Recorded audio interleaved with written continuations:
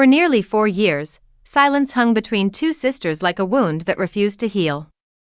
The older sister, Nora, 42 years old, confident and certain in her convictions, had wielded words like weapons. The younger sister, 34, had carried the weight of those words the way grief carries a person through dark mornings. It started with small cruelties disguised as honesty.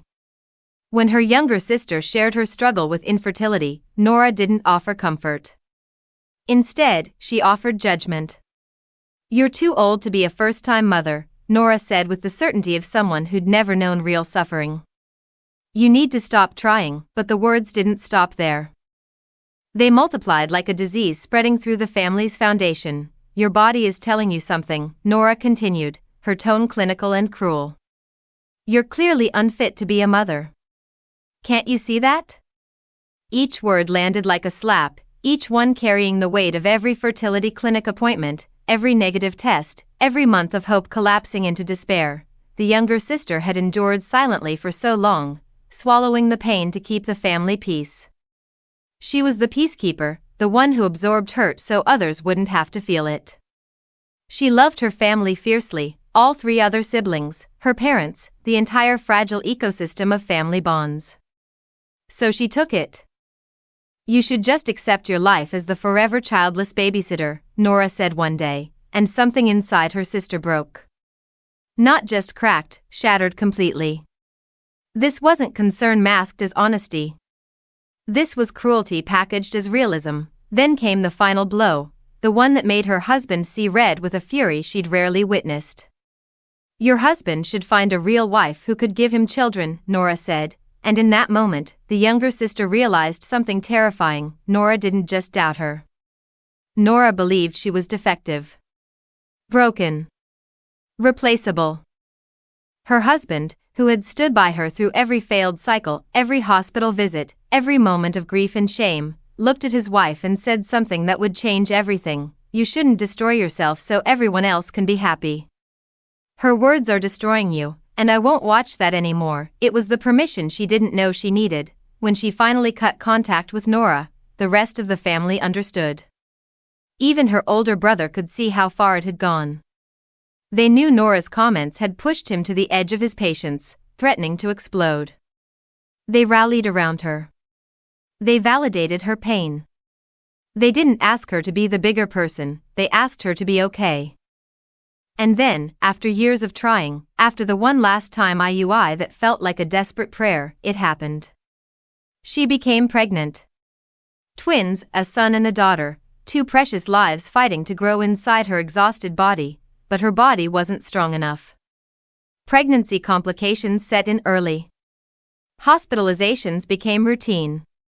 By 7 months, her doctors made the decision she would stay in the hospital until delivery. 7 months of hospital walls. 7 months of beeping monitors. 7 months of fear and hope intertwined. 3 lives hanging in the balance, her son, her daughter, and herself. When she finally held both children in her arms, she had survived something extraordinary. She had become a mother. The word she'd thought was stolen from her now belonged to her. 2 children. A daughter and a son. Then Nora reached out. The message came with congratulations, but only for the daughter. The message glowed with excitement about finally having a little girl in the family. The son, present in every breath his mother drew, was nearly invisible. Nora mentioned the twins once, almost as an afterthought, as though half of this woman's miracle could be acknowledged in passing. There was no apology. No recognition of the years of pain. No acknowledgement of the cruelty that had carved scars into her sister's heart. The younger sister didn't respond.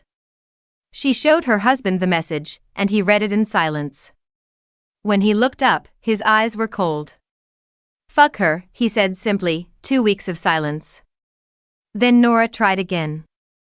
"I think you might have missed my message," she wrote, as though the problem was technological rather than moral. She pressed the reconciliation again. She reminded her sister how wonderful it would be to have a girl in the family. Still no mention of the boy. Still no apology. This time, the younger sister responded. She was clear. Direct. I do not feel like reconciling with you.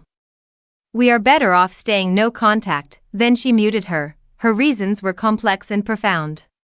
Yes, Nora had never apologized. Yes, the cruelty had been real. But there was something deeper that made reconciliation impossible. Her son existed in a world where his aunt had already decided he was less valuable than his sister simply because of his gender.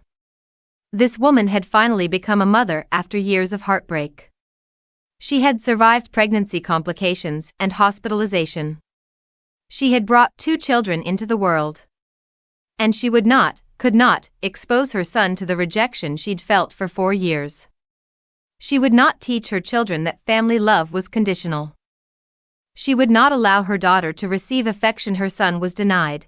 Both children deserved the same love. The same excitement. The same place in the family. When Nora complained to the other siblings, the response was mixed. The younger brother stood firm. "You're doing the right thing," he told his sister. "For all the reasons you said. You're protecting your children." But the older brother and younger sister pushed back. "It's been almost 4 years," they said. "Can't you just try? Could you at least communicate and be open to seeing if she can acknowledge where she went wrong? Do this for all of us." For family, the implication hung heavy in the air. Her pain was secondary to family harmony. Her healing was less important than everyone else's comfort. The same dynamic that had allowed Nora's cruelty to flourish in the first place, but this time, the younger sister had a husband who saw her worth. She had 2 children who deserved protection. She had 4 years of clarity about what happened when she absorbed pain to keep others happy, and she had boundaries. The question wasn't whether she was wrong for not reconciling.